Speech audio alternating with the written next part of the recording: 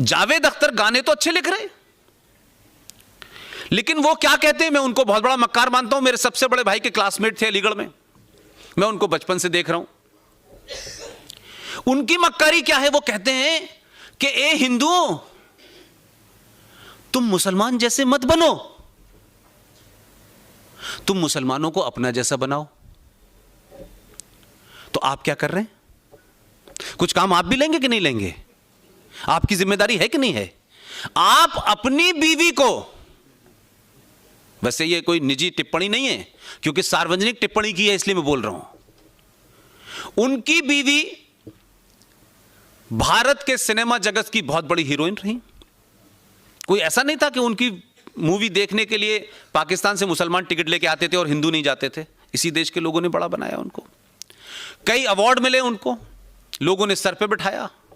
भारत के राष्ट्रपति का जो एक खास कोटा होता है कि दानिश्वर लोगों को, आर्टिस्ट लोगों को राज्यसभा में नॉमिनेट करते हैं, उसमें नॉमिनेट भी रही वो। बुढ़ापे तक उन्होंने इस देश के तमाम रिसोर्सेस का तमाम मान सम्मान पाया। अब लगा अब क्या बचा है, तो आखिर में उन्हें नाम याद आया कि मेरा नाम तो शबाना आजमी है।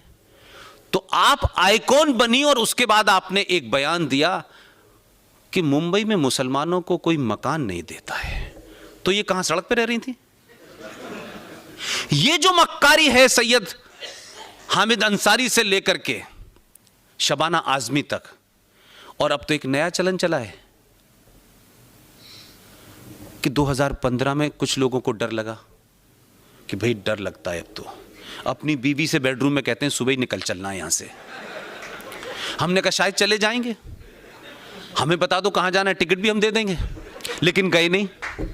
डर लगाकर का मतलब नहीं था, आप इस देश के युवाओं के आइकॉन बने और उस आइकॉन करने के बाद आपने इस भारत की सभ्यता और भारत के संविधान और भारत के 90 करोड़ हिंदुओं के ऊपर दाग लगाने में 2 मिनट नहीं लगाए कि हमें डर लगता है क्योंकि हिंदू जो है आक्रामक हो गया है, हिंदू इंटॉलरेंट हो गया है। शर्म आनी चाहिए उन लोगों को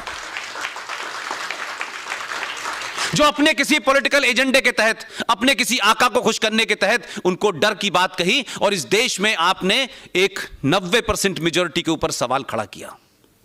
वो अभी डर खत्म नहीं हुआ था। 2018 में नसरुद्दीन शाह पैदा हो गए, अब उनको डर लग रहा है। तो मेरा नसरुद्दीन शाह अलीगढ़ यूनिवर्सिटी के पढ़े हुए हैं, उस परिवार को मैं जानता हूं, लेकिन मुझे जिन लोगों से डर लग रहा था उसको तो आपने बीवी बना रखा है अपने घर में, तो बीवी से डर लग रहा है क्या? लेकिन मैं अब इस नतीजे पे पहुंचा हूं कि इस समाज को कहना चाहिए कि नसरुद्दीन शाह और आमिर खान, जिसको इस मुल्क में डर लग रहा है, तुम्हें अब डर लगना चाहिए। हम 700 साल और 800 साल जिसका जिक्र किया जा रहा है, हम उस सब के बावजूद भी कैसे कैसे हालात में रहे। हमारे दादा परदादा, उनके दादा परदादा कई सालों, 5000 साल की सभ्यता को अगर आप देखें, हमने कभी ये नहीं कहा कि हमें डर लग रहा है। हम रहे, क्या क्या हुआ हमारे साथ, क्या क्या हुआ हमारी सभ्यता के साथ, हमें डर नहीं लगा। लेकिन इन्हीं मक्कार और मुनाफिक लोगों को सन 1947 में डर नहीं लगा जब 21 लाख लोग मर गए। इसी नसरुद्दीन शाह और आमिर खान को जब डर नहीं लगा जब मुंबई के अंदर 3,500 हिंदुओं को बम धमाकों में मार दिया गया, डर नहीं लगा। 3,500 सिखों को दिल्ली में मार दिया गया, डर नहीं लगा। 3.5 लाख कश्मीरी हिंदू पंडितों को मार के एक मुसलमान सरकार ने निकाल दिया, दंगाइयों ने मारा, डर नहीं लगा। यह मक्कारी है। ये नैरेटिव क्रिएट करने की कोशिश की जा रही है। जो ये नैरेटिव है ये भी उसी आतंकवाद का हिस्सा है कि तुम ये करो, हम वो करेंगे। जो हथियार चला सकते हैं वो हथियार चलाएंगे।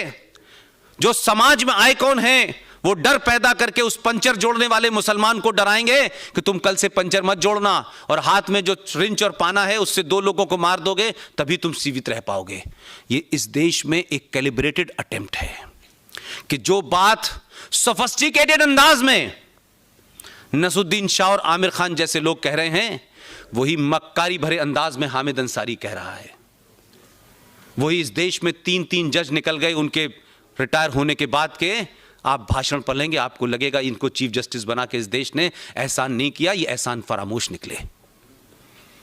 इसलिए जिस मानसिकता से आप लड़ रहे हैं उसको समझने की जरूरत है, और अपने अंदर जो आपके लोगों ने इंजेक्शन लगा लगा के, भाईचारा, भाई वो हैं, चारा आप हैं, बने रहिए।